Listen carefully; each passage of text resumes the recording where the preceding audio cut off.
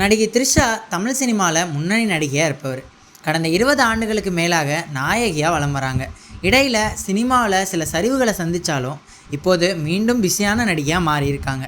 குறிப்பாக பொன்னியின் செல்வன் படத்தில் குந்தவை கேரக்டரில் நடித்த பிறகு இவரது இமேஜ் பெரிய அளவில் உச்சத்தை தொட்டுச்சு. லியோ படத்தை அடுத்து விடாமுயற்சி, தக் லைஃப்னு தெலுங்கில் 3 படங்கள், மலையாளத்தில் 2 படங்கள் அப்படின்னு கமிட் ஆகி பிஸியாக நடிச்சிட்டு வராங்க.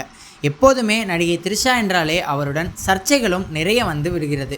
பல ஆண்டுகளுக்கு முன் ஈசிஆர் சாலையில் போதையில் நடுரோட்டில் குத்தாட்டம் போட்டது, ஆந்திராவில் குளியலறையில் அவரது குளியல் காட்சி என பரபரப்பை ஏற்படுத்துச்சு. சமீபத்தில் லியோ முத்த காட்சியிலும் கடுமையான விமர்சனங்களை சந்தித்தாங்க. மன்சூர் அலிகான் அவரது ஸ்டைலில் ஏதோ பேச போக அதிலும் த்ரிஷாவின் பெயர் கலங்கப்பட்டதா பெரிய சர்ச்சை எழுந்துச்சு.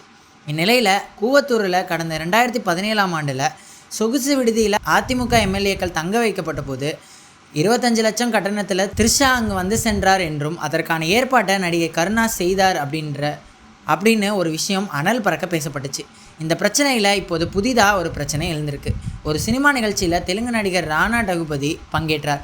அப்போது நிகழ்ச்சியை தொகுத்து வழங்கிய மிர்ச்சி சிவா ராணாவிடம், சென்னையில் உங்களை எங்கேனும் தெரியாத இடத்தில் விட்டுவிட்டால் எங்கே செல்வீர்கள் அப்படின்னு ஒரு கேள்வியை கேட்க, சென்னையில் என்னை எங்கே கொண்டு போய் விட்டாலும் நான் சரியாக த்ரிஷா வீட்டுக்கு போயிடுவேன் அப்படின்னு கூறியிருக்காரு. இது பயங்கரமான ஆச்சரியத்தை பலருக்கும் ஏற்படுத்தியிருக்கு.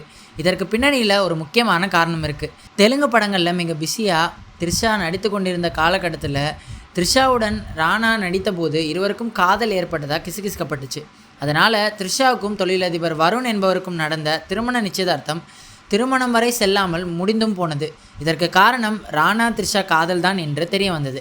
இப்படிப்பட்ட சூழலில் மிர்ச்சி சிவா கேட்ட கேள்விக்கு த்ரிஷா வீட்டுக்கு போய்விடுவேன் அப்படின்னு ராணா சொன்ன பதில் மீண்டும் சர்ச்சையை கிளப்பியிருக்கு. இது குறித்து சமூக வலைதளங்களில் த்ரிஷாவை மீண்டும் மறுத்தெடுத்து வராங்க.